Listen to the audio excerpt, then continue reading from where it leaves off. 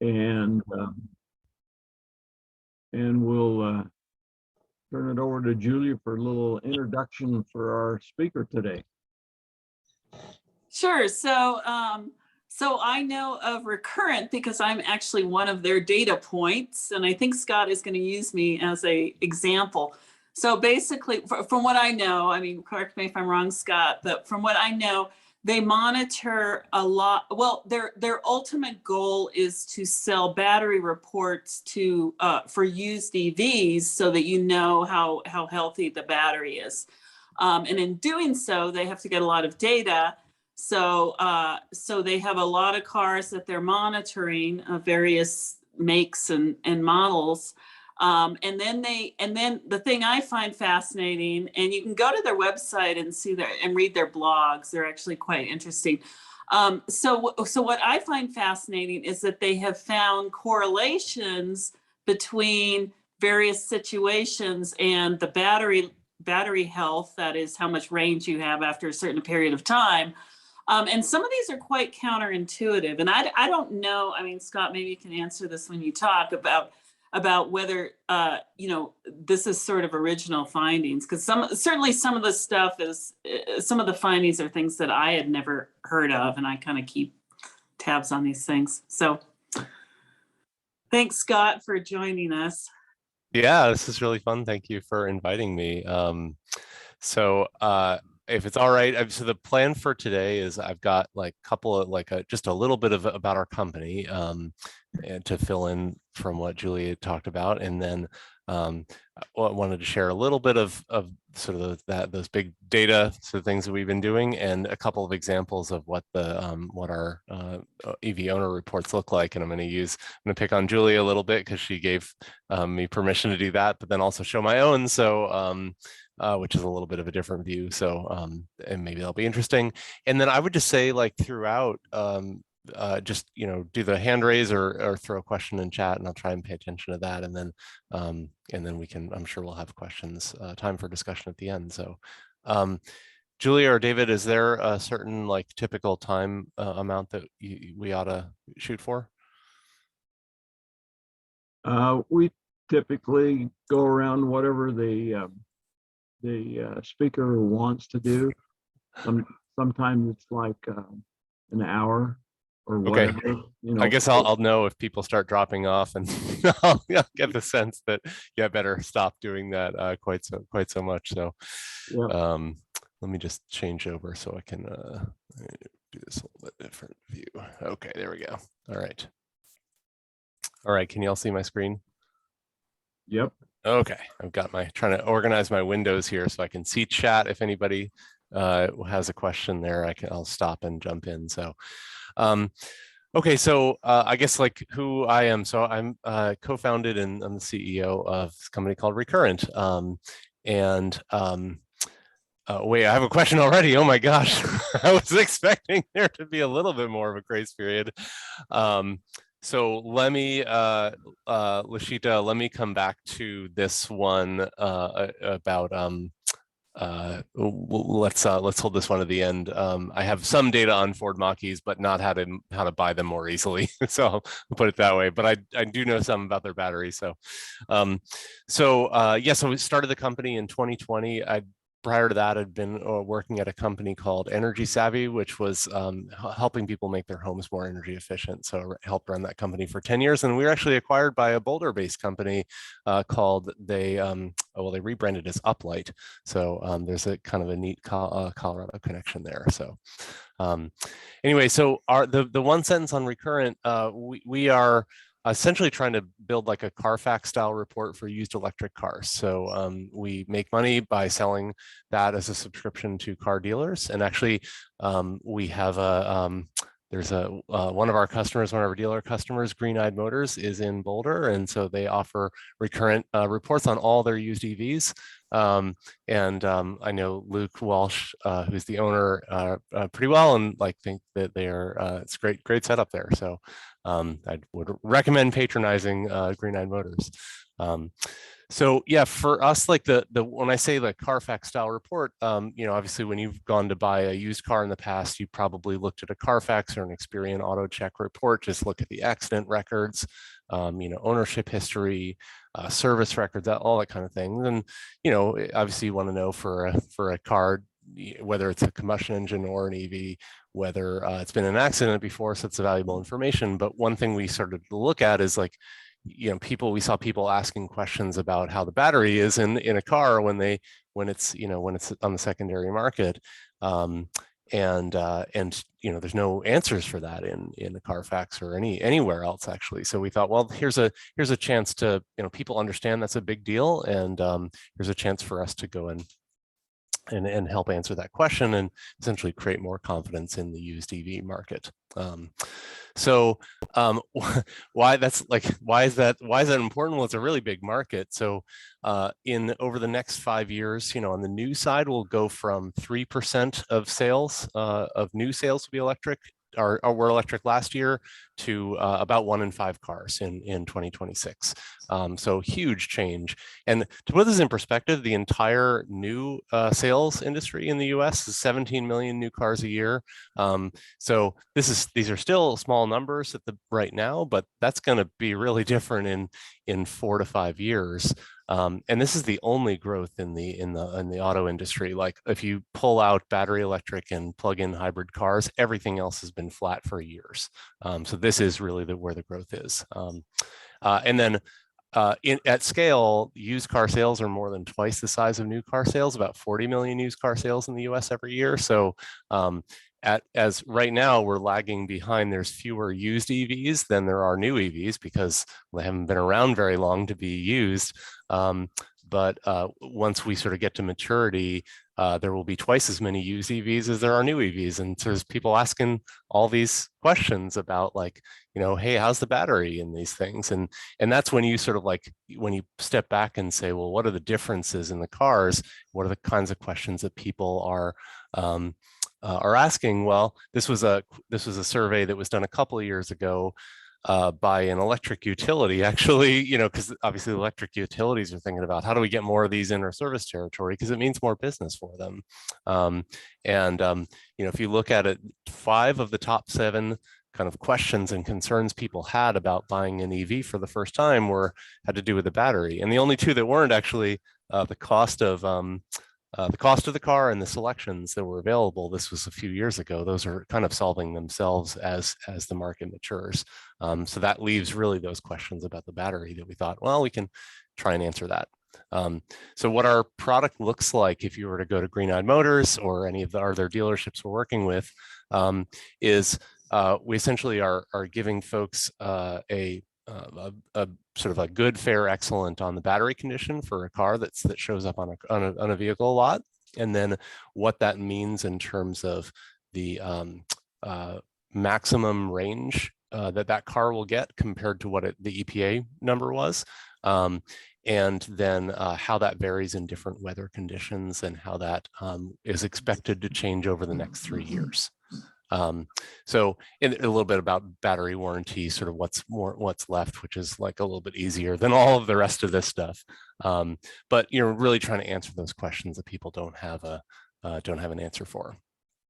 So Julia was right, I think, like, well, how are we doing that? Well, we're doing that with essentially data from all the EV owners that are signed up with us. So we have at this point 9,000 vehicles that are signed up, and and when I mean signed up, like if you own an EV, you can come to Recurrent, recurrentauto.com, and create an account and then sign up for free. So essentially the trade is you're letting us use data from your car, and I'll talk about what that is. And then in exchange, you get a monthly report that gives you a sense of like how your, Chevy Volt is compared to all the other Chevy Volts that we have in the fleet. And is your battery okay? That kinds of things. And then at the end of the, sort of like when you're ready to sell, what we believe is that we can help you sell your car for more and sell it at a premium, because you can kind of create that certainty for the next buyer. So in terms of the people that are signed up, and this is free for owners and always will be. For us, the value is in the data so that we can go and then help people on dealers and shoppers. So the set of vehicles we have enrolled is pretty proportionate to the market of what's on the road. There are some blind spots that have to do with manufacturer specific connectivity. It's not always easy to connect to cars, and different manufacturers are better or worse at sort of providing that access. And then the other thing that you will note here is, actually, this graph is a little bit out of date because I don't have our Mustang Mach E's in here and some of the other, I should update this pie graph, but some of the newer cars like that just haven't been, they're not in the used market yet in any way. So Rivians and Lucids and actually the VW ID4, which is what I drive, we don't have connected yet because we just haven't gotten the connectivity going yet. So there's blind spots around there in a few areas, but roughly speaking, it's a pretty representative of what's showing up in the used market. And it's pretty representative of all, we have data from all 50 states, and what's important about that is we see cars in lots and lots of different weather conditions. So as I get into kind of like what causes some of the, like as Julia pointed out, like the factors that can cause batteries to wear down faster or slower, one of them is weather and exposure to extreme temperatures, although that's not consistent across every different make and model of vehicle. Okay. So let's see. So the data that we're collecting. So when you sign up as an EV owner, you're basically giving us permission to pull 5 pieces of data from your car. Oh yeah, great question on the Leafs, the older Leafs. I'll talk about that in a couple of slides. So you're giving us permission to pull 5 data points from your car 3 times a day. We ask for we query your car for the odometer, the state of charge at that moment, the range estimate that the BMS provides at that state of charge, whether it's plugged in or not, whether it's charging or not. So those 5 are the lowest common denominator data points that we pull across 40 different makes and models. There are a couple of, like with Teslas, I think we may begin to go a little bit deeper and grab a few more data points that are available, but most other manufacturers can't. That's like what they can support across the board. And what we're doing with that basically, and let me just go to an example graph. This one I'm gonna dwell on a little bit because there's a lot here and this looks like a Jackson Pollock painting, some sort of modernist art thing, but there is some method to this madness. So each of these data points, each of these little like dots is essentially a range estimate, what's provided by the BMS to, it shows in the dashboard and it shows up in the connected data feed, same number. And we threw these on a graph. So this is a lot of different cars. Probably, I think this was all of our cars actually at the time. This data is a few months old. And I'll get to this question about vampire drain or like waking up the car. I'll talk about that in a little bit as well. And so what was I going to say? And so we graphed it on with odometer as an x-axis just for something to put in here. We could have used calendar age or anything like that. We just wanted to sort of like visualize it in some way. And then the bar lines across are the EPA rated range for the 2 different Bolt trim levels on the left, and then the 3 different Tesla Model 3 options that were on the right. And so what you can see, clearly, and this is this is a bit of an obvious point to anyone who drives a Bolt, is that you don't always get the exact range that the EPA says, right? It varies by driving style and it varies by temperature and use of HVAC controls and everything like that. Similar story for the Model 3, although I will say that there are some systematic estimation biases and approaches that we've seen the different manufacturers use. And so part of what you're seeing here in this like cluster of how tightly these dots show up is essentially how much the manufacturer will allow their estimations to vary. And so in these particular cases, like Chevy really like lets it all hang out, and and goes for a really like sensitive estimate that changes wildly as your driving style changes.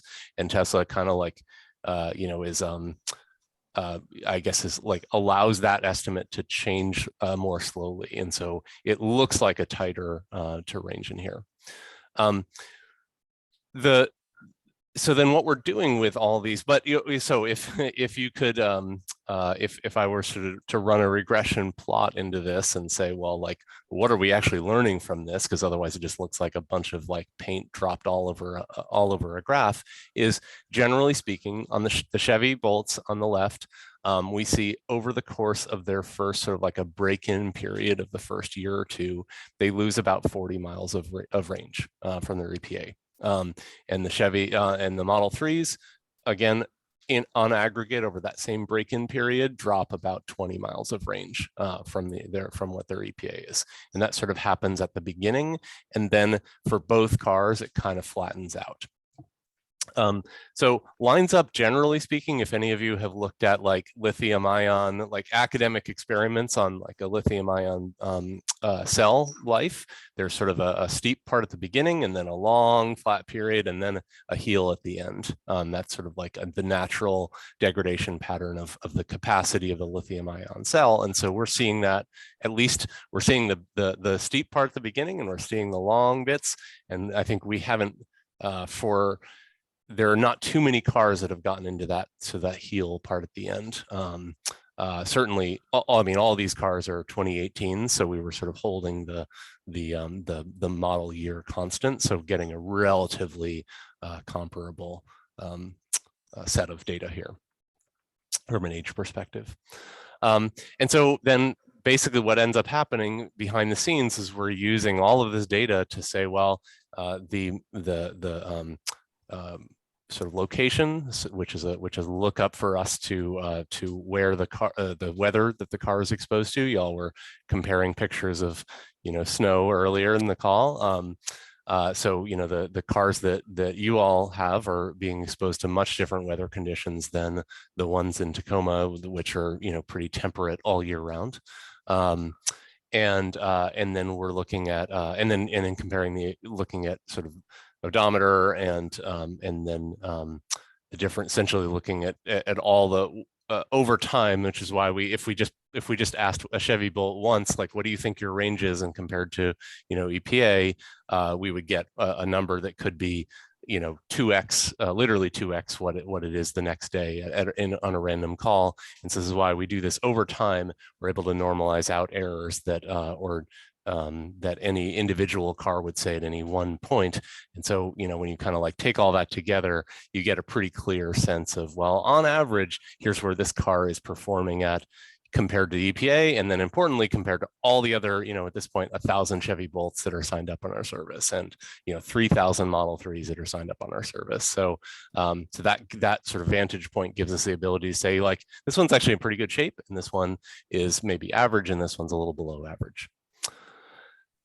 Okay, so let me pause for a second and talk through some of the connectivity questions. Actually, let me go to, I'm going to jump around a little bit. So let me go to, there were two questions on methodology. One is connecting to older Leafs that had 3G.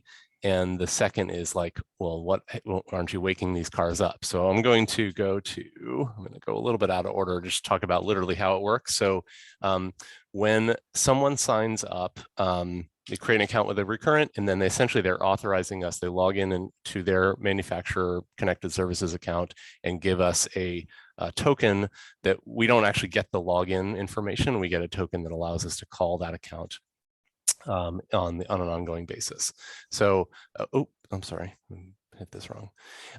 So that's the main way that's the 9,000 people that are connected that way. For almost all of them, and I'm going to show Julia's report, where we call the car 3 times a day, and then sort of generate the report based on that. We do have a couple I will talk about. I'm going to show an example where we have them in a special sort of data access condition that that their owners have said it's okay to do this, and we actually will in some cases ping up to 100 times a day as we're sort of doing some experimenting, and I'm going to show what that looks like. But then to, let's see whose question this was, Jason's question, for cars that don't have connectivity anymore or never did, frankly, like the Toyota Prius Prime, like in theory, the Toyota is getting data from those cars wirelessly, but they have not made it possible to get it out for anyone else, for any third party. So for those cars, we actually have an ability to go and take a picture of the dashboard, and you can repeat that as many times as you want, and each one of those pictures essentially translates into a single data point. And so we'll see owners do that, a couple of times a year, just sort of like in the context that you might get an oil change like back in the old days. Now you're sort of checking on your battery health a couple of times a year. It's not, we are not as precise in that condition, but it's a way that works for like older Leafs in particular. We don't support every single car yet on that, but it's a way of doing it. Either if you don't have connectivity, or if you're not comfortable with typing your Tesla credentials into a third-party website, which, to be fair, Tesla specifically says don't type your Tesla credentials into a third-party website. So I get when people are like, no, I don't want to do that. But I think we are following all of the best practices for data security. And like I said before, we don't actually get the credentials, so we can't drive your car away or unlock the doors, drive your car away. And then the last thing, and then just I want to hit the question about Cynthia brought up about waking up the car. So we did an experiment on this because we're aware that like a Tesla, for instance, is streaming data, and a lot of these other cars are streaming data to the manufacturer all the time, right? So there's always sort of data that's being fed in and out. And so we thought, well, like, how much more of a load is it if we ask a car like once, like, hey, what's going on? I mean, it's a little bit like using, and it actually, sorry, not a little bit, it is precisely like using your app for your, on your Nissan or VW or Tesla app. It is interfacing with the same point. So we were unable to sort of figure out, we tried even all the way up to calling the car, in an experimental condition from 3 times or 1 time, 3 times, and all the way up to every minute. We tried that, calling a car every minute to see how much additional state of charge would it lose. And we were unable to sort of see any correlation between like the number of times that we called the car and its battery drain. And that was we tried a bunch of different conditions and actually blogged about that. You can search for vampire drain on Recurrent and see that data. We just even published the data. Now that car actually did happen to be, no, it was not in Colorado. It was in California. It was during the winter, and we looked at the temperature conditions as well. And we did see the car was just sitting. The test car was sitting on not plugged in over for a 24-hour period, and it was losing power, but that's because it was cold, and it was like this was a Tesla. It was conditioning its battery to sort of keep it at a warm enough level to sort of like keep it in sort of a sweet spot. And that's what it was, was essentially losing power from. So some people are certainly concerned about this. I don't think that there's anything there. We try and be really clear about the data, and certainly 3 times a day of, hey, what's going on here? If you're already, for the times that you're plugged in, no impact. For the times that you're driving, no impact. It's just sort of like, maybe we call it once when you're like, so once a day we quote, wake up your car, and there's no, this is not a high power usage event, basically. Okay, so somebody likes vampire drain, sometimes called phantom drain, but vampire drain seems to be what the industry has sort of gone to. Okay, so Jason had a question about EPA range assuming 80% state of charge. Oh, how do we address only charging? Sorry, EPA assumes 100%. How do we address charging only 80%? So let me pull up Here we go, Julia. So she gave me permission to show her last monthly reports. I'm gonna pull this up. So this is what it looks like. Actually, for some reason, there's a little map that I'm going to show that should be here that isn't loading. I was like emailing the developers the other day. Maybe you've seen that in yours, but I'll show what it looks like. So a couple things we're doing. So Julia has a fancy new 2022 Tesla Model 3. Not too many miles on it in Boulder. Now, I should say vehicle location, we don't ask the vehicle, the car, where it is. There is a GPS sort of a permission that Tesla and other owners, other OEMs provide, but we felt like that'd be creepy to ask that. And so we said, we're not going to ask for it. So this vehicle location is based on, we ask every owner when they sign up what their zip code is, and that's what this is based on. So you could be anywhere, we wouldn't actually know it. We just would say this is in Boulder. We do have people when they move, they email us to update their zip code so that it sort of it gets updated. The reason we ask for this is to basically, we do a weather state, essentially like look up the weather conditions in each zip code, so we understand over a long period of time what temperatures is the car exposed to.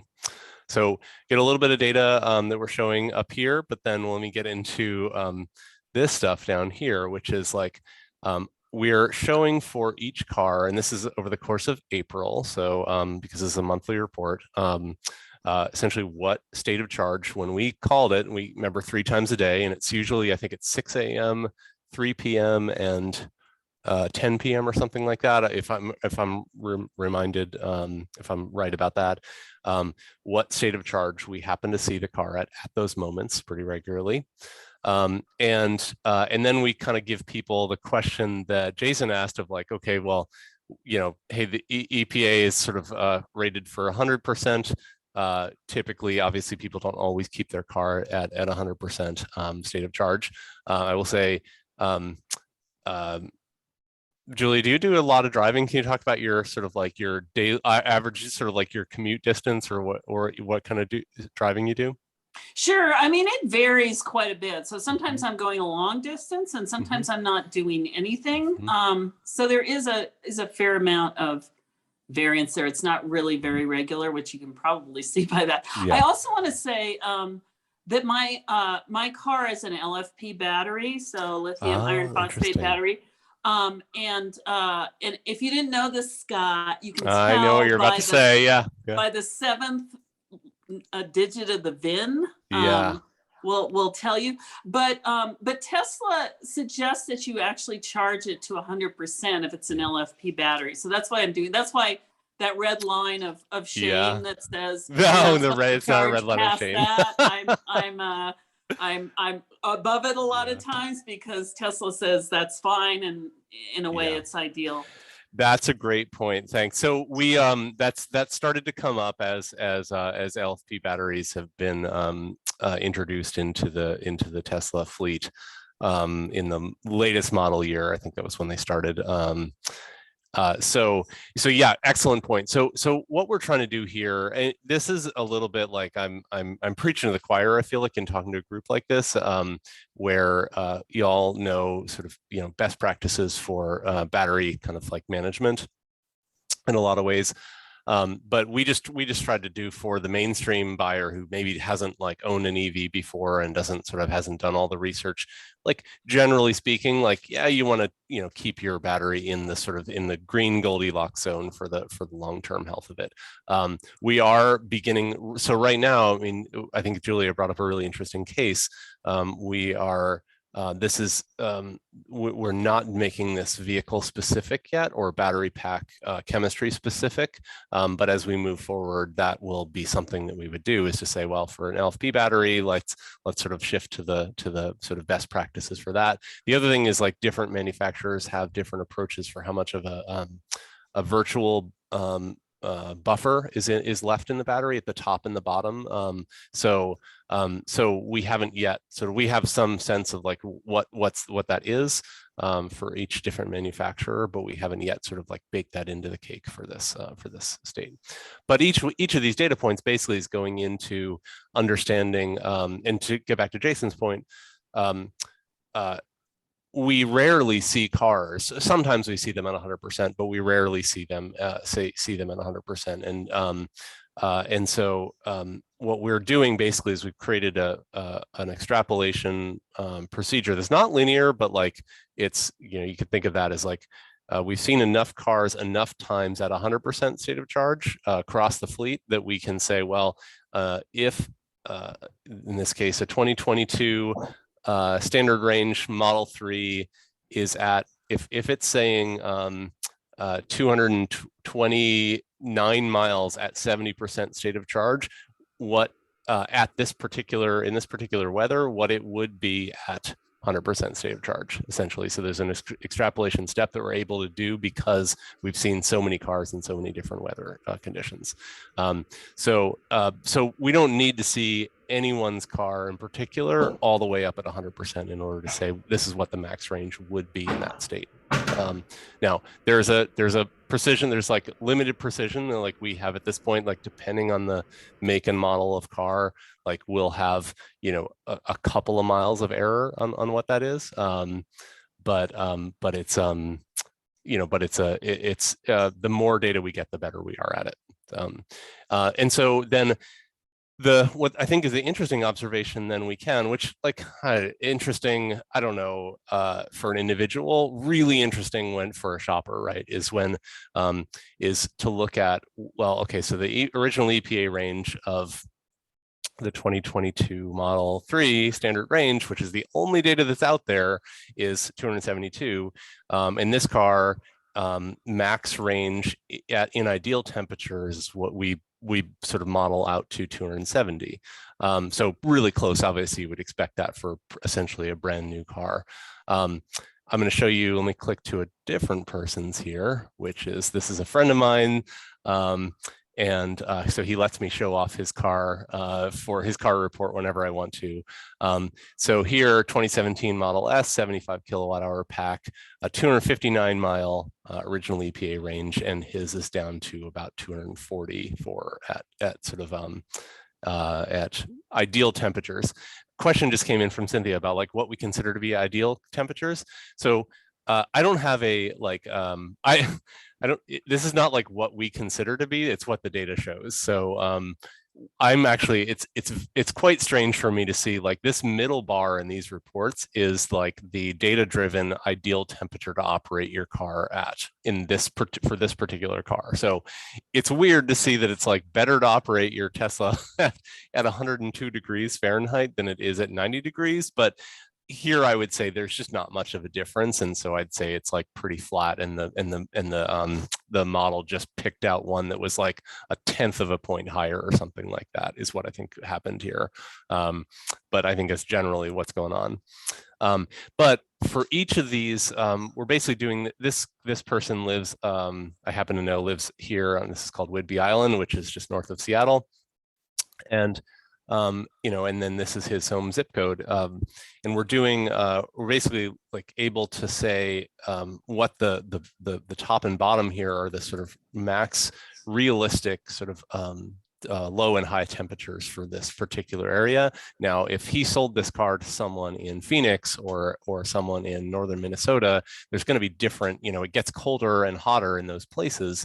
And so because again, we've seen enough Model S's, we could basically predict, if you picked up this car and dropped it in somewhere with much different weather, like how the max max ranges and minimum ranges would change over time. And then this like 3-year projected range, which is like super interesting for folks. I think this is actually interesting from a owner perspective, is just if we go and take, oops, let me scroll down here.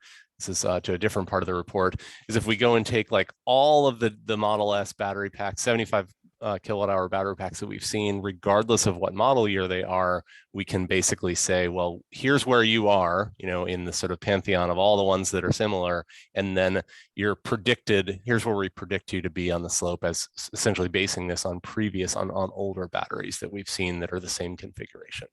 And so that's where we're getting that other thing. One note to say on this, his name is Ansel, on Ansel's Model S. So this car is in a sort of test condition where we call it like we've been calling it 100 times a day. Or sorry, I think this one's not 100 times a day. This is 30, so 10. Yeah, 15 times a day or something like that. And so he opted into that particular program. So we're doing, last year we got a National Science Foundation grant for this to do kind of like, could go deeper on this research. And we actually paired about 100 cars, 50 Model S's, 50 Model 3s, 50 Nissan Leafs, and then sort of a couple other random ones, including this one, where we put, for a 12-week period, we put an onboard telematics device on the car alongside doing this, like the over-the-air, we call it pinging, but the over-the-air connection, in order to basically figure out like how, I guess I'd say comparison point with our over-the-air approach, and sort of like look at like, is there a different, do we get answers differently if we're sort of getting a much higher frequency data read on, and then we've used that to basically get smarter about when we call cars, and that actually turns out to differ by manufacturer at this point as we're moving forward to. So Ansel is in this condition where we're seeing his car many more often times, and he has a different strategy, I guess I'll say, than Julia does. Looks like he's charged his car up 1, 2, 3, 4 times maybe in the month. So but his lifestyle is different. He's driving different places, those sorts of things. So anyway, okay. So let me see. There's a couple of questions in here. Wow, Jason, this one's a long one. Maybe you could hop on video and like kind of ask this live. Would that be okay? Sure. Yeah. So we have a 2012 signature P85 Model S. Okay. And it has probably the worst battery that Tesla ever put in a Model S, but it still lasted 8.5 years and 122,000 miles before it shelled out. Mm-hmm. The performance battery for that year was a 400 volt battery. Mm-hmm. And when we replaced it, we chose to upgrade to a 90 kilowatt hour battery, mm-hmm. Which is 350 volts. And we went from a rated range of 256 miles with a real world range at the time of replacement of 220 miles. Mm-hmm. That's how far it degraded before it had a catastrophic failure. Mm. And now we have a real world range of 297 miles. Mm-hmm. So if we enroll our car in your system, yeah. I think we're going to skew your data and give a false impression. So, how do you account for when a vehicle has had a high voltage battery replacement? Yeah, so we had to, this turned into a really big deal for us earlier this year when, or late last year, when all the Chevy Bolts started getting their batteries recalled and replaced. So we actually ended up like building like battery replacement sort of like logic essentially. And in most cases people report that, but we've also been able to sort of like see when they didn't, we've been able to see like somebody, humming along, we're used to what they're getting from a range perspective. And then all of a sudden it jumps and stays there. So we've actually built logic to essentially, even if the person didn't tell us that happened, we can sort of like guess that it did. So if I rolled it, would I call it a P90, which didn't exist in 2012, or do I call it a P85?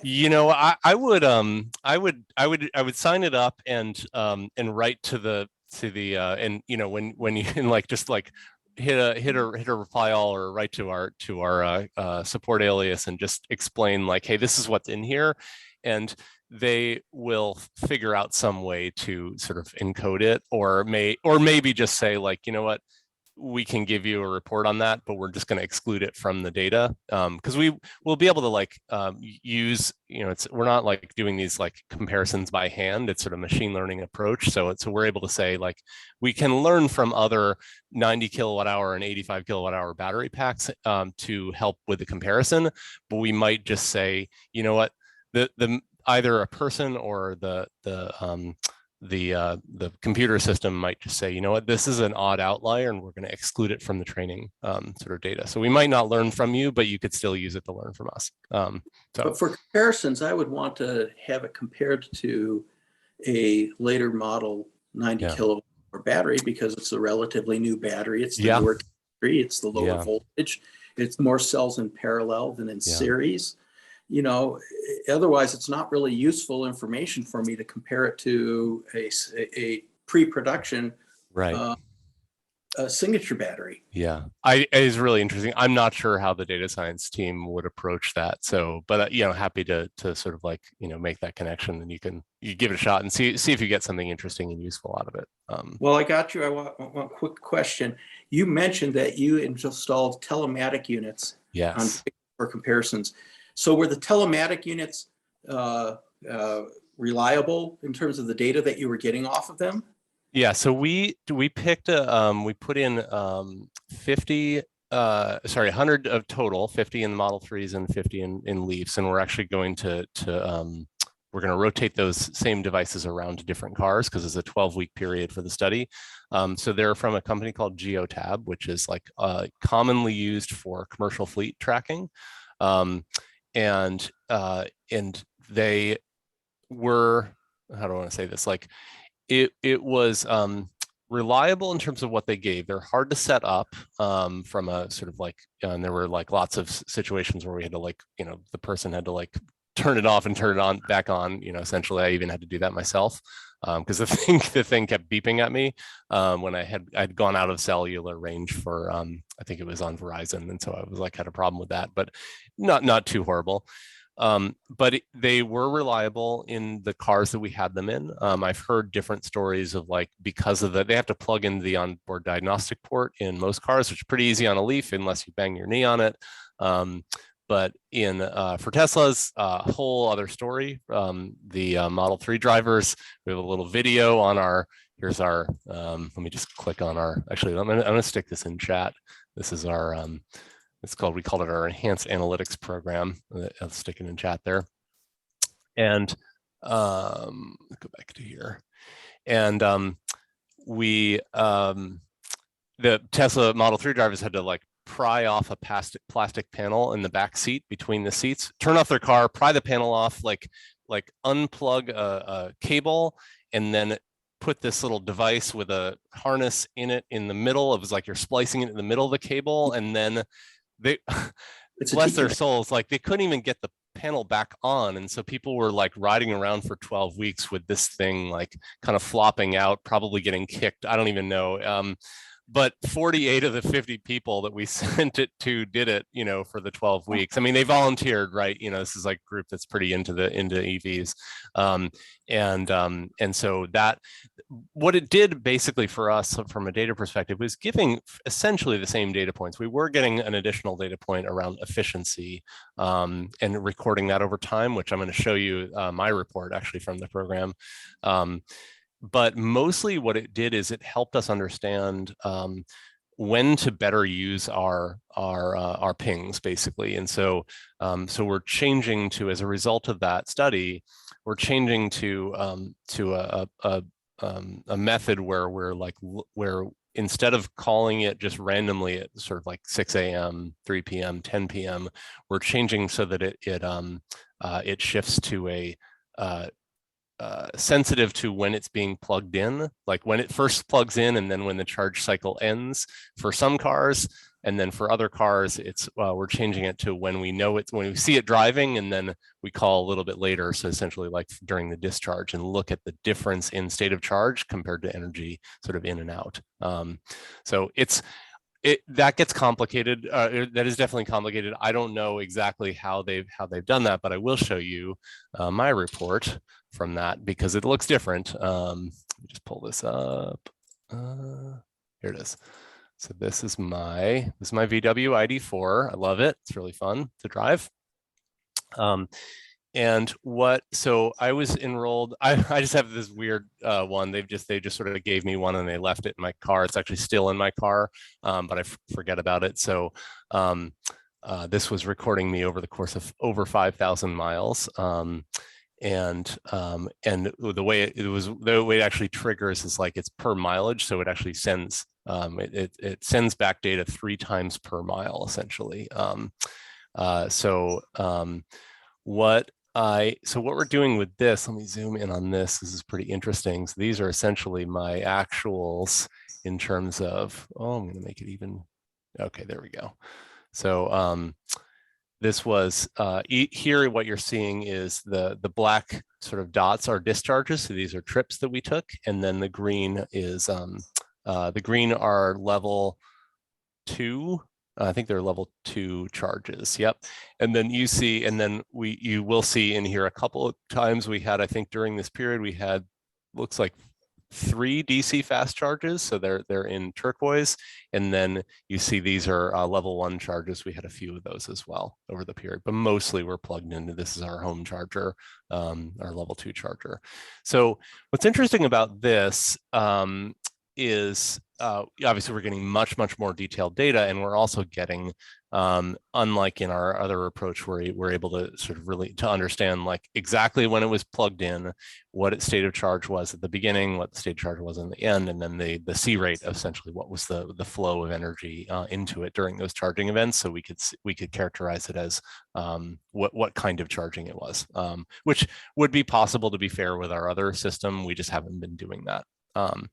And so what's interesting here is, let me zoom out again for easier analysis here, is we're able to, we additionally got efficiency information from, so we are getting some other things out of this.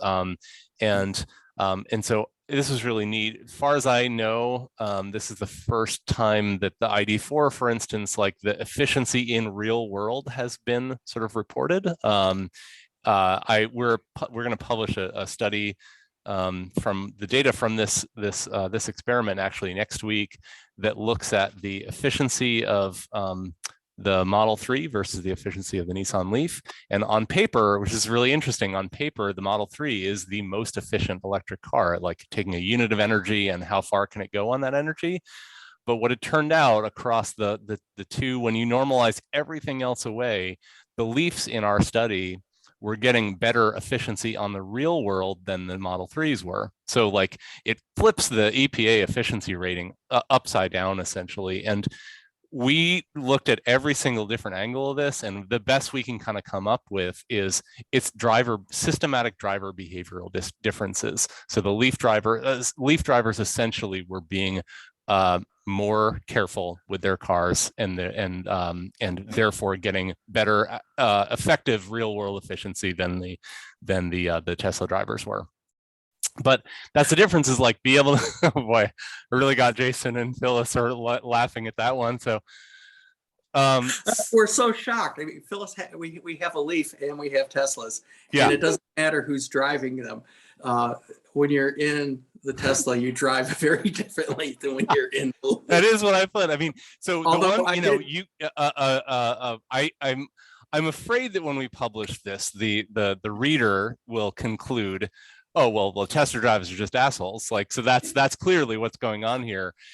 And what I think is that the real conclusion is like people respond to their environments, right? Tesla drivers are not assholes.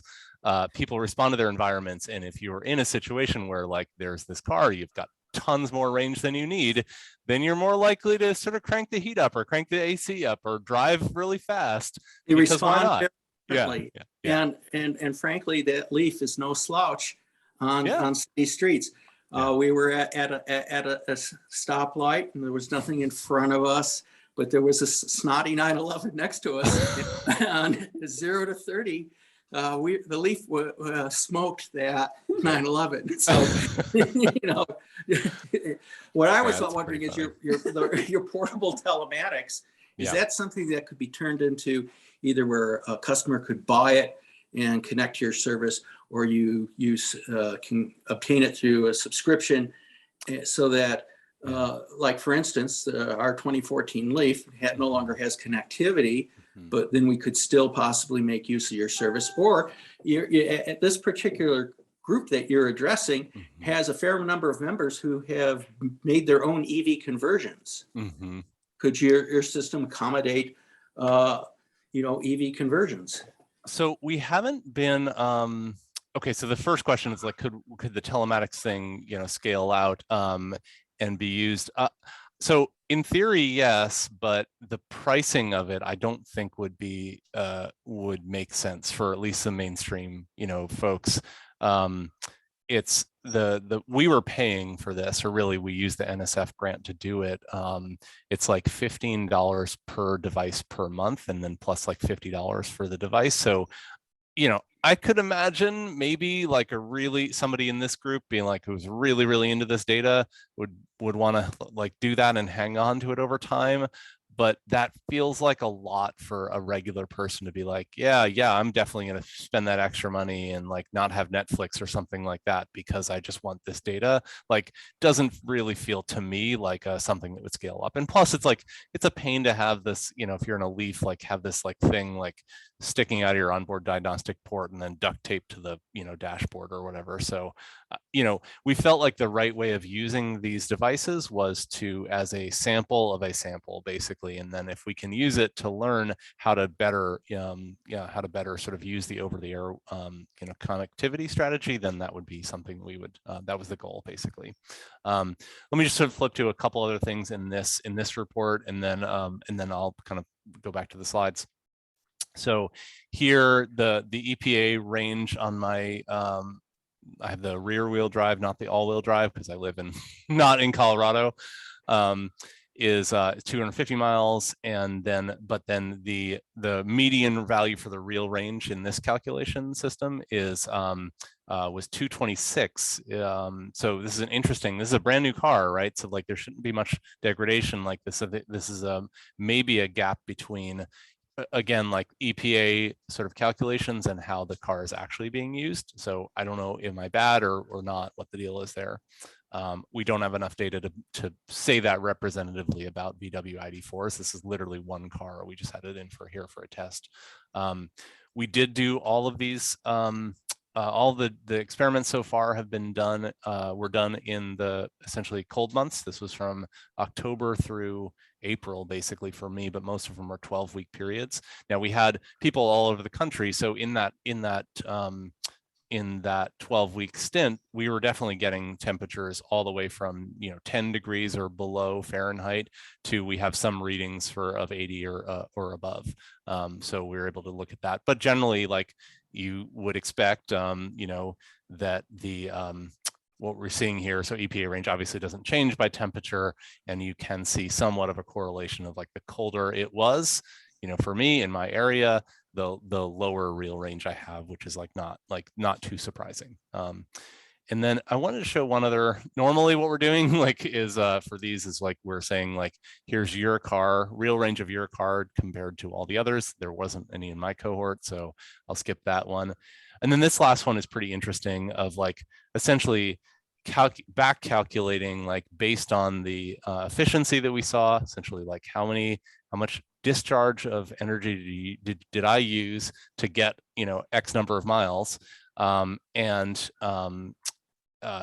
then essentially the state of charge numbers of like what's the battery capacity of this car compared to the stated battery capacity 82 kilowatt hour pack for this car. And so I think what you're seeing here is this in brand new car. So this is the buffer. This is essentially the buffer the VW is using for this for their ID4s.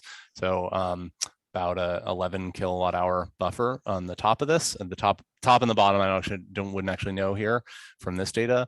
But what we understand, and we haven't seen this in the data, I haven't seen this in the data yet, is that the buffer does change over time. And so as a car ages, and Tesla's particularly has said that they do this, is they open up more and more and more of the virtual buffer over time as the car ages, to basically not hide, but mitigate the range loss due to battery aging.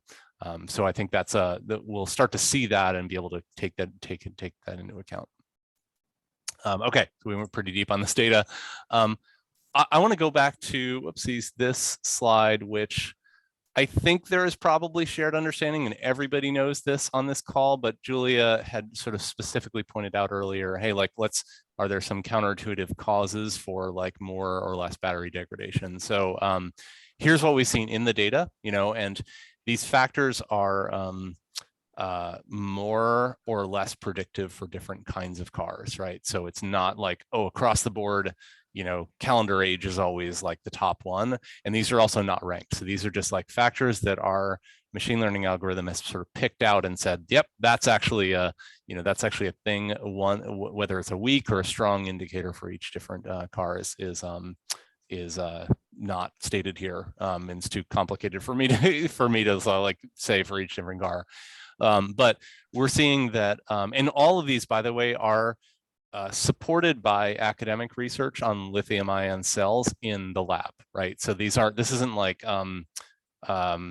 none of these are like, wow, we figured out something that the scientists in lab environments at the cell level have not already known about lithium-ion cells. We're just sort of confirming this, like in the real world, in packs, like we're kind of seeing these sort of behaviors. And again, it's the importance is different.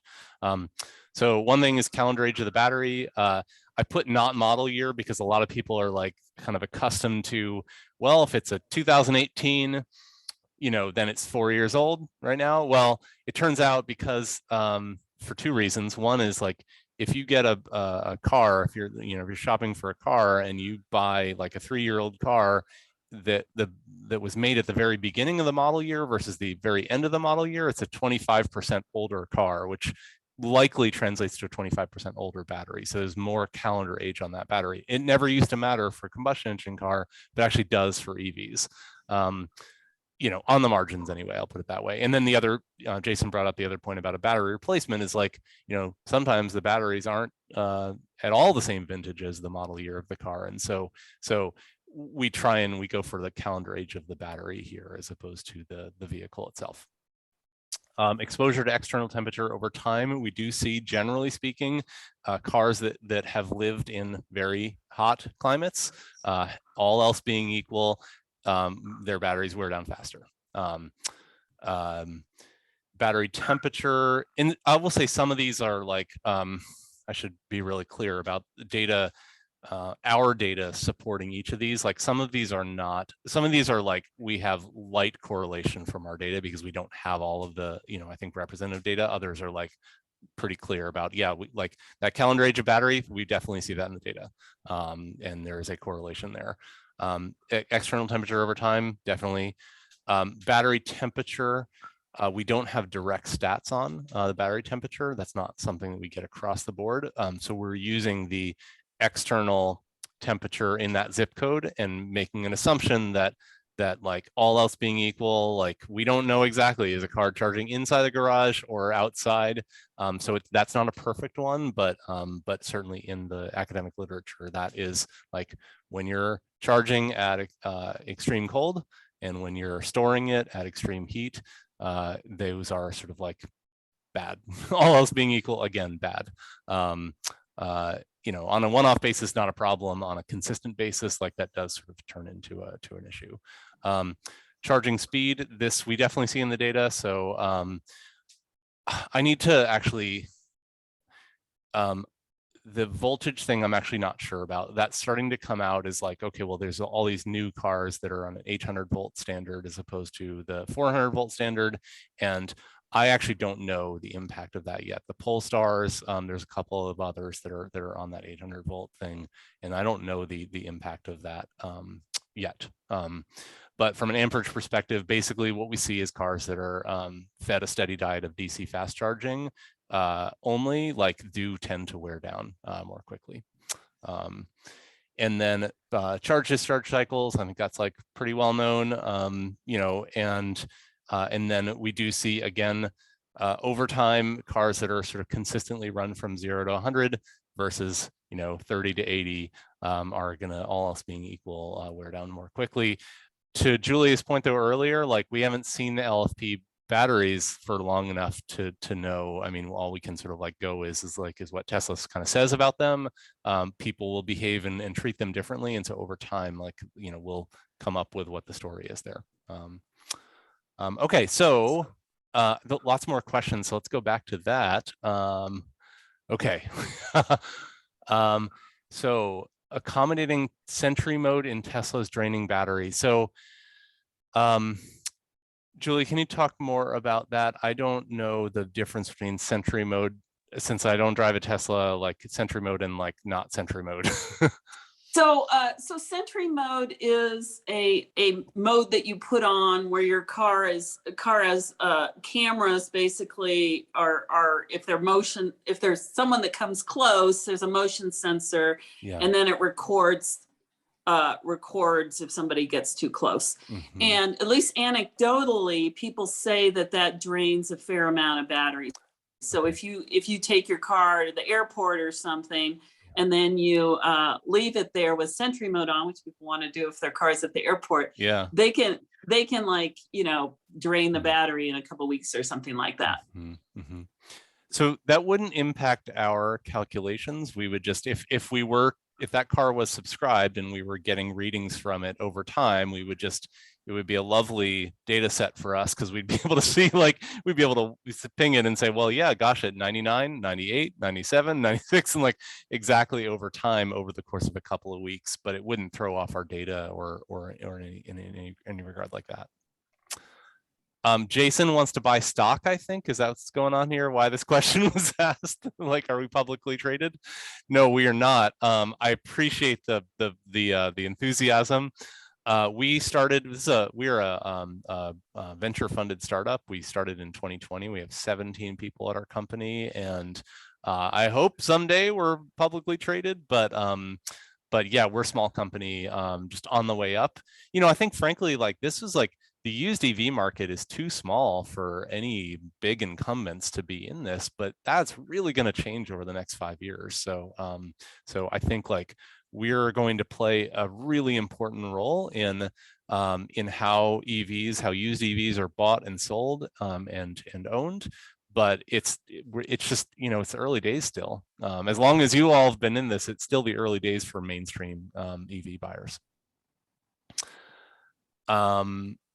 Okay. Oh, I think, Julia, we probably tackled this battery life thing around battery age, right? Do you feel like we answered that on this slide? Well, I mean, I guess I wanted something more Okay. like quantified. I mean, Okay. like if I get all happy because my LFP battery has a really a really high predicted, you know, lifespan, which it does.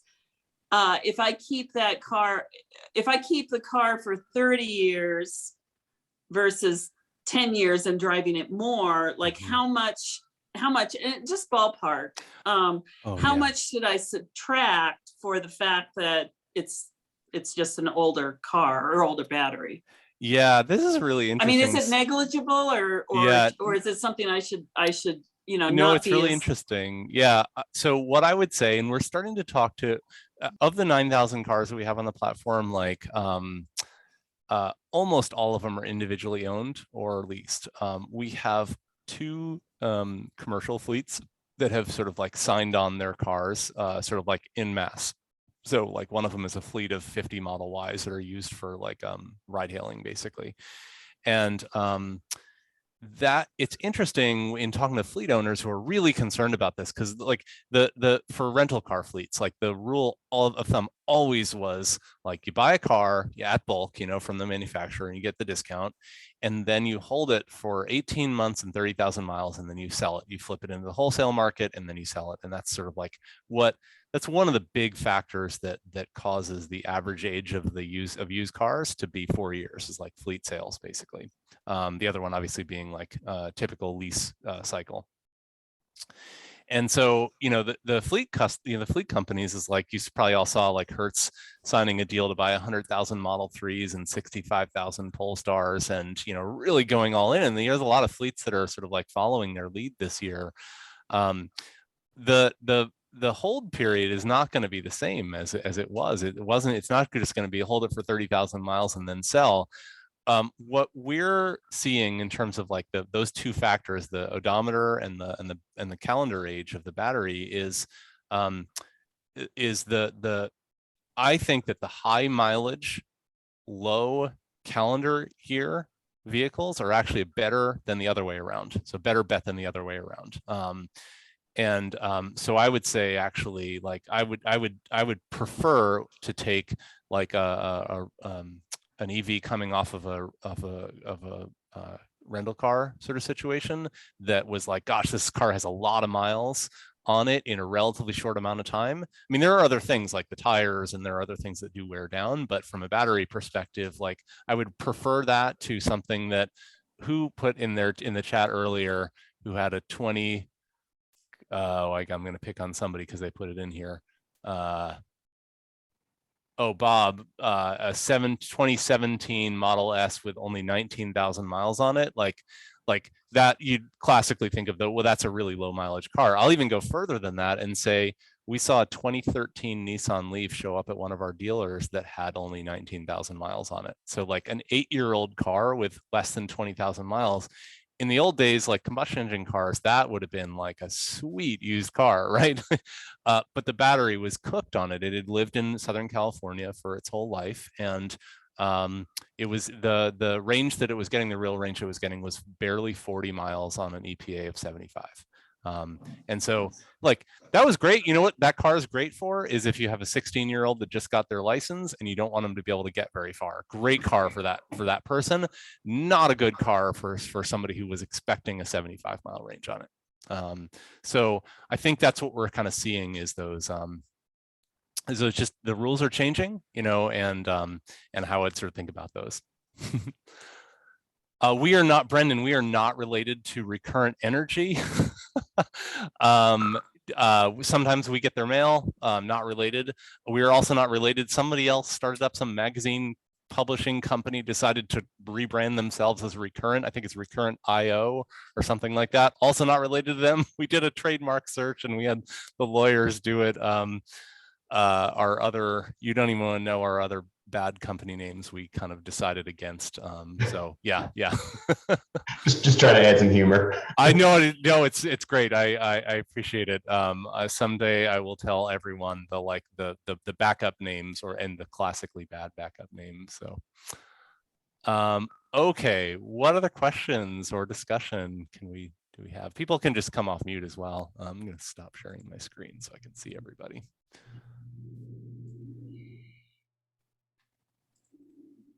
How do we sign up? I have a question, but it's because I've been really busy and I haven't been listening to the thing. The thing on the chart toward the bottom about how much your battery gets discharged before you charge it again. Does that mean that I'm bad that I always plug in? I should let it go down farther before I recharge? I would say, well, depending on what do you drive, first of all? A long range Model 3 at 2018. Yeah. So I would say, generally speaking, yeah, I wouldn't keep it plugged in all the time. I would sort of like set it to a max charge level of 80%. And then I charge it, like drive it for a few days. And when it gets to the 40%, something like that, then plug it back in up to 80%, unless you need it for a longer trip, then, then do what you need to do to actually use your car. It's like, so that's generally speaking, the advice I would give. So that goes against what people always say, that Elon says a plugged in car is a happy car. Well, so there's another thing going on there, which I try to not take anything Elon says without a grain of salt. But if you leave your car, if you leave it on vacation over, for a period of time, I think generally speaking, you do actually want to plug it in and have it set to a sort of like to 80% or something like that, or 70%, just basically so that you don't want it sitting charged at 100% all the time, but you also want it to be able to regulate the temperature of the battery, and you don't want it to run out of juice as it's over the course of a couple of weeks while you're gone. and sort of fail to be able to sort of like keep the battery pack at an ideal temperature. So I think that may be what he was talking about. But again, I don't really know what he everything that he says and why. That's not an Elonism. That's actually, if you look in the owner's manual from Tesla. Okay. And they used to distribute cards with the car that said, for best results, plug in the car when not in use. And yeah, you set it to a charge limit. And that's so that there's systems on board that can function without risking overdraining the battery. You know, I drive, my previous daily driver was a 2008 Prius that we had converted to a plug-in hybrid using 2013 salvaged Leaf batteries.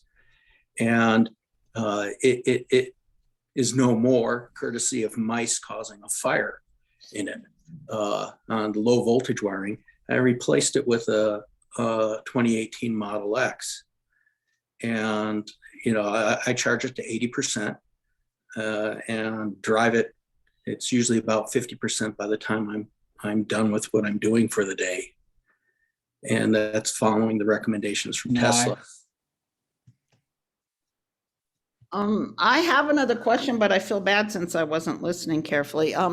I've always, well, I had 2 Leafs before I had my Model 3. So for 9 years, I've been just trickle charging in my garage. And I thought I would do something different when I got my Model 3 almost 4 years ago, but I haven't. But is that helping my battery that I just trickle charge? Because I'm about to get solar on the house and they're going to put a charger in my garage.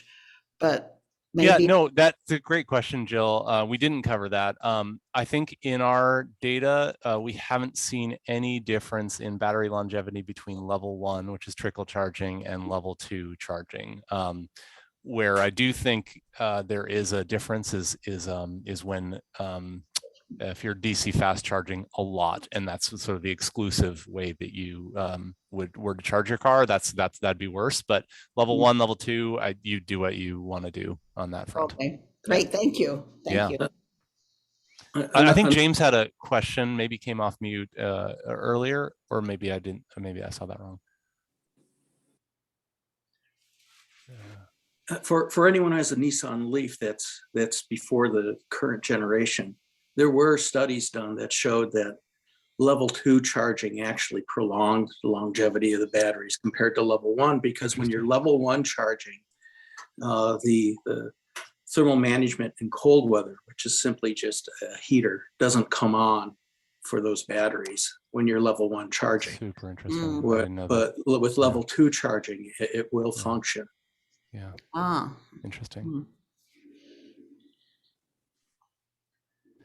What else? Who else has questions or things to share? Have you seen any specific trends in the way the batteries behave from the very early vehicles, 2011s and whatnot, and to today? Well, and actually, too new. Yeah. So, well, sometime. Well, yeah, that's right. I mean, we're at this point coming up on 2 years old, and so there are oldest car. The cars we've seen for the longest period of time are, you know, up to 2 years, like, of daily data. But the nice thing is we can sort of piece together. It's a little bit like, you know, cutting out like newspaper clippings to continue a story. We can piece together a picture of cars over a period of time, because we have like 2 years from some older cars, and then 2 years from some mid-range and from some newer cars. And so and actually there was a similar question here that someone asked about, like, what have you seen from a manufacturer to manufacturer differences in how batteries are holding up? So I mean, generally speaking, I will say, like, you know, there's been a lot of innovation in materials and sort of like cooling techniques and all that sort of thing. And so newer cars, I think they're actually, here's how I'd phrase it is, I wouldn't buy the very first EV that any manufacturer makes. I would sort of wait for their second one, basically, just because I think an awful lot is learned, not just about the batteries, but about how to sort of like best use the energy that's stored in there. And so, like, I didn't buy the VW e-Golf, I bought the ID4. I think Volkswagen got to learn on the e-Golf, and then they applied that to the ID4, for instance. I'm very excited about the ID Buzz as well. I really want one of those. Those microbuses. So that'll be the third or fourth or whatever car from them. And then the other thing I would say is, yeah, we are seeing more differences for sure in the way that the different manufacturers' batteries hold up. Although it's a little less maybe pronounced because there's a commonly, not with everyone, but commonly there's sort of like there are battery makers, LG Chem and CATL, and then automakers. And so like we'll often see the same battery or like same kind of battery, same chemistry, even same pack configuration that goes in two different cars.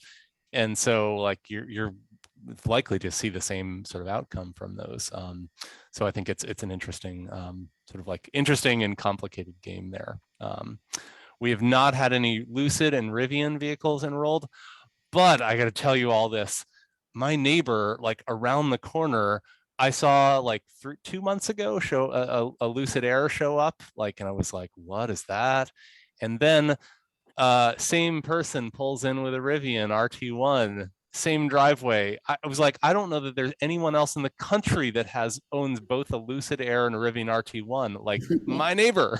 Was so excited. I stopped. I like just basically knocked on his door, and I'm like, hey, can I put some like tracking devices in your cars? Thought I was a little bit crazy. So someone asked about how to sign up. So this is the page. So you can go to Recurrent Auto. It's for owners. You can Google Recurrent. We show up right behind the Oxford English Dictionary version definition of the word recurrent, but we're the next one's down. And yeah, it's free for owners and always will be. And we will make our money from car dealers. So Julia, yes.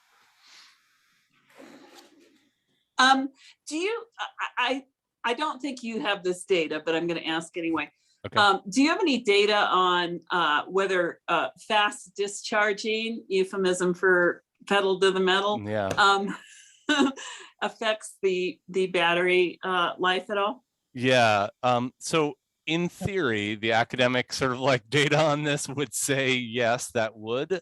Just like the higher the C rate is, like the higher the flow of electrons on or off, into or out of the battery, the more wear and tear there is on the battery. In practice, though, I don't think that we haven't seen it. Although we don't record speed, so we wouldn't maybe not see it. But I think like common sense on this one would be like a high C rate of a DC fast charge happens constantly. Like there's just electrons bombing in, really fast for a 20-40 minute period.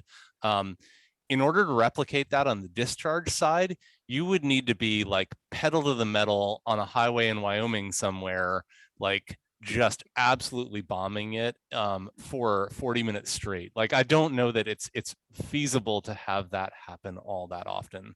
Jason, do you live in Wyoming, or did I catch that? Or, yeah, that's why I use the example, by the way. But sections with 80-mile-an-hour posted speed. Right. Well, I remember in Montana there used to be like drive freely or whatever, those signs. So it's possible, but I don't think it's like likely to sort of happen. So I drive to work every morning in my Leaf on the interstate, and the posted speed limit is 75. I'm one of the few people that tends to go 75. And when I'm passing some of the many semis, I'll often go a little faster just to get past them all.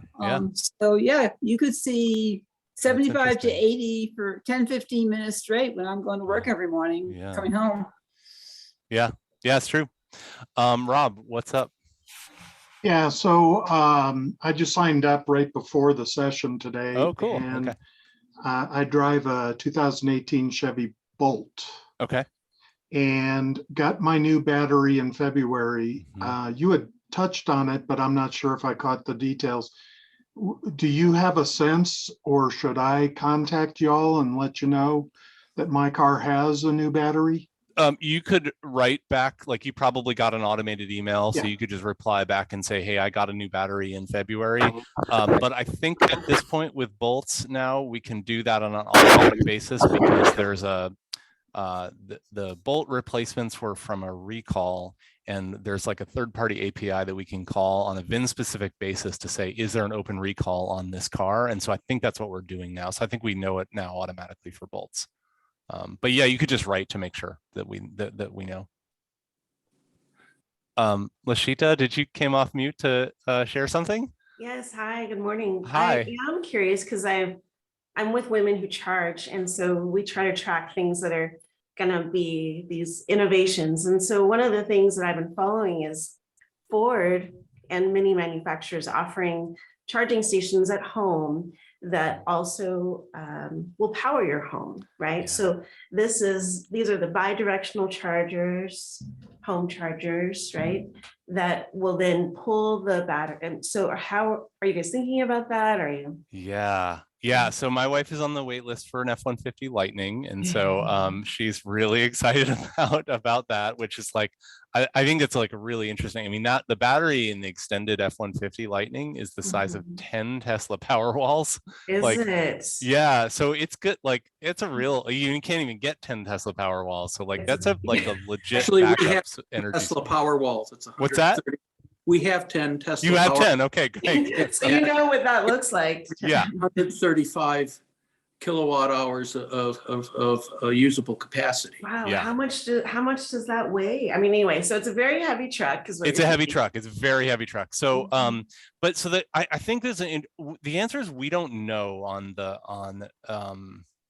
well, okay. So from a data perspective, we don't know on like the impact of bidirectional sort of use of a truck or a car as a grid sort of power source.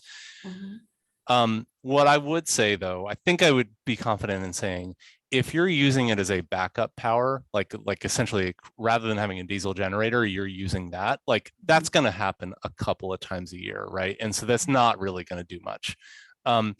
In some cases, grid energy storage is being used for frequency modulation and like it's called like what's the word for it, basically peak demand. And so in those cases, like I don't think that especially the frequency modulation one where it's like where energy storage source is tapped a whole bunch of times in really small ways to sort of like even out frequency modulations on the grid. Like balancing. I don't think that would be a good use of, I think I would be concerned about that because the amount of times that and sort of interventions and cycles, so small cycles that it would be.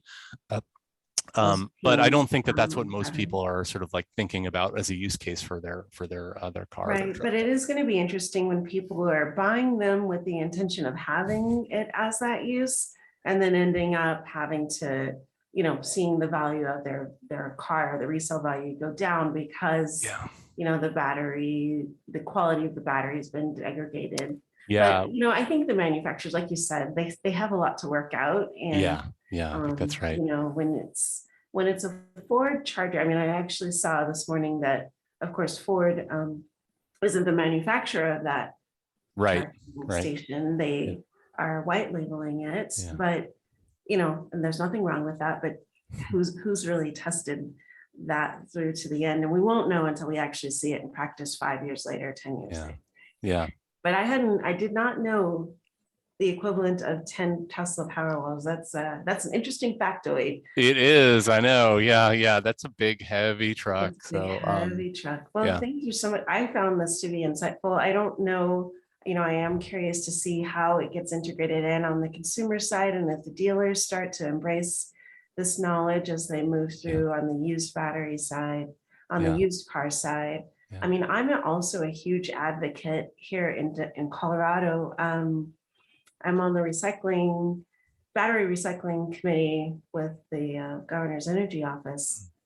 And so one of the steps that's really important for us is to have an evaluation point when these batteries are coming out of the cars to be able to determine, is this battery ready for recycling? Is there any use left in it, or can it be repurposed or reused in some other method? There's a lot of ideas on how, but you know, what is the state's process? And so I've been thinking about battery usage and battery recycling, not to the level that you're thinking of it, but I could see this also being a tool where maybe the recycling centers are using it, or, you know, if they know where the battery came from, then it can help to determine the next step of whether or not that battery becomes recycled, gets sent for recycling, or if that battery gets put in the pile for reuse. So kudos to you. Yeah, no, thanks. And two thoughts there. One is,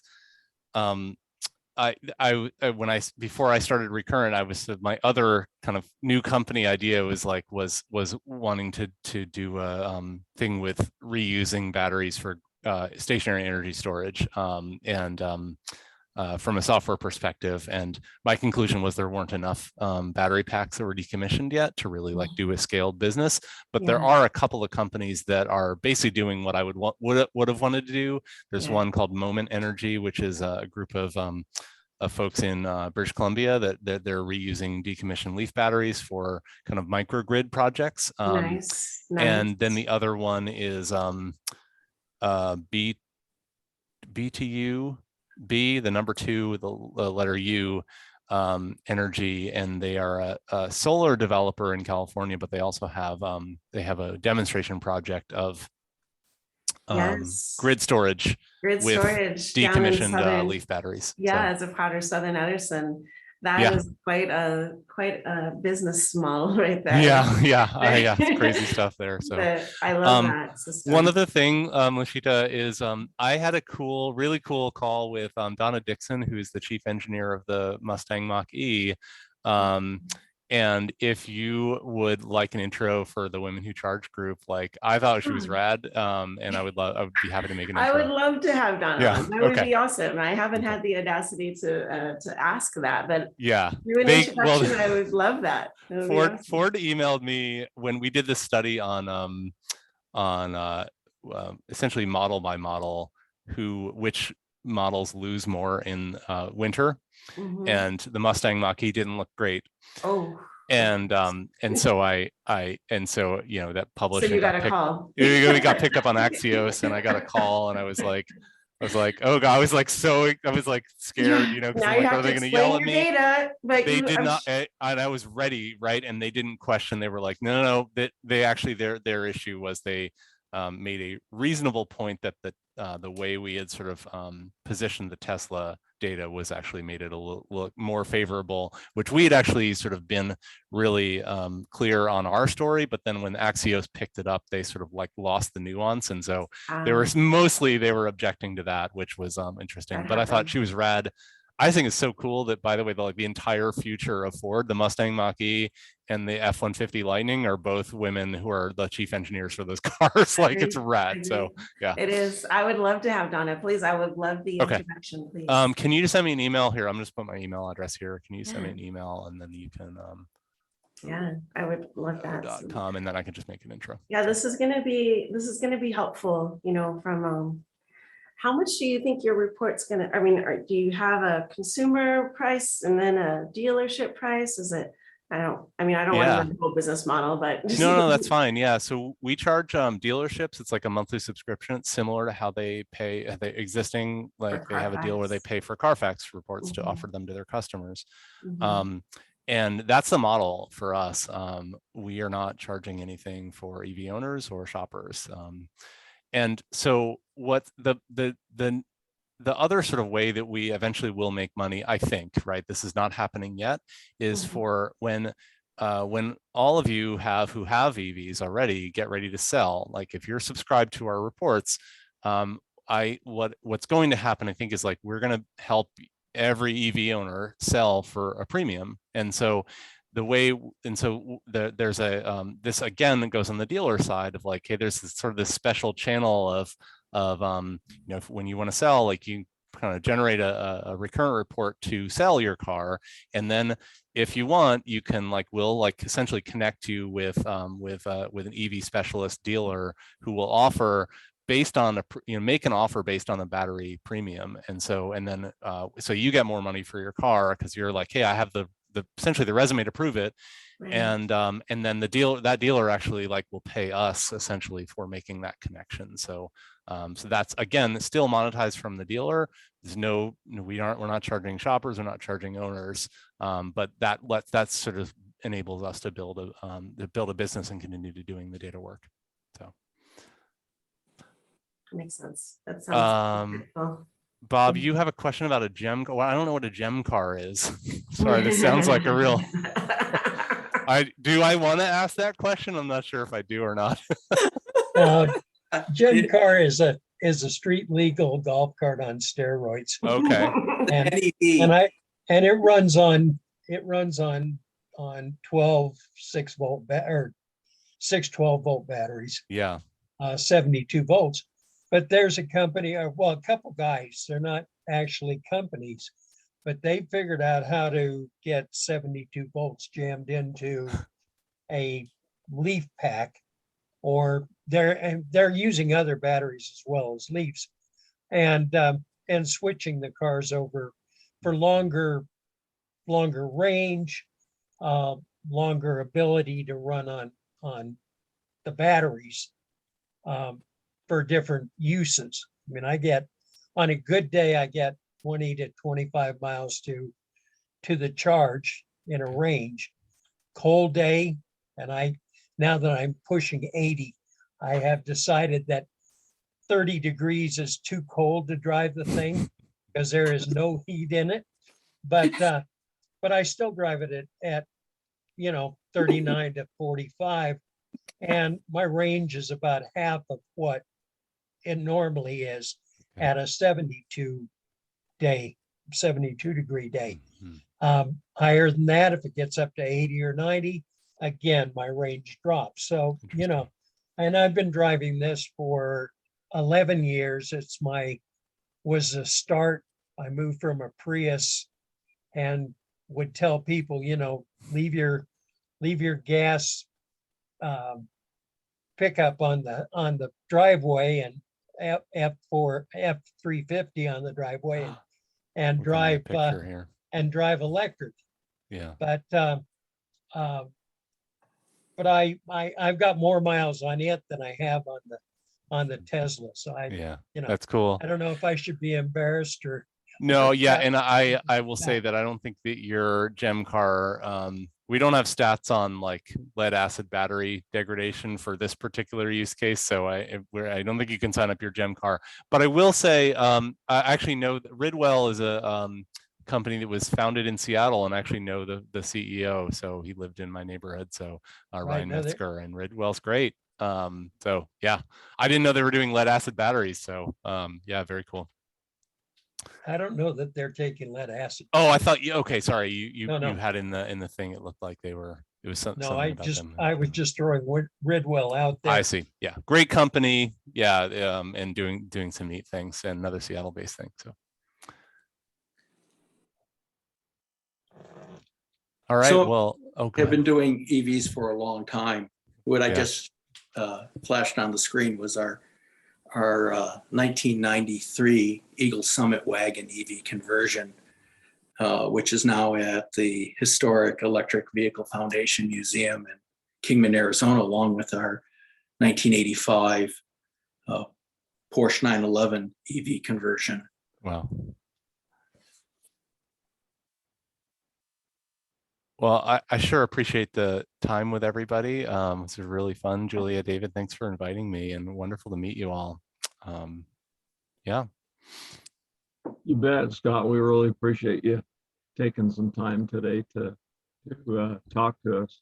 Thanks, and get the word out. Anyone in Colorado, we'd love more data from cold places. So I know not all of Colorado is cold all the time, but basically we have.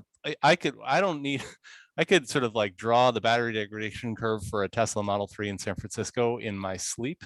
what we need is weirder cars, not like Bob's car, but like weird cars, production cars in strange and interesting climates. And so I New would love worlds. to get the word out in Colorado. Well, I'll see if I can round up some Wyomingites. Yes, that too. Yeah, all 10 of them that drive EVs. Actually, there's almost 600 here in Wyoming, in a Wonderful. place with a population of just about 500,000 people. Yeah. That's a pretty good representation. Yeah. Well, thank you all very much, and yeah, hope to see you on the system.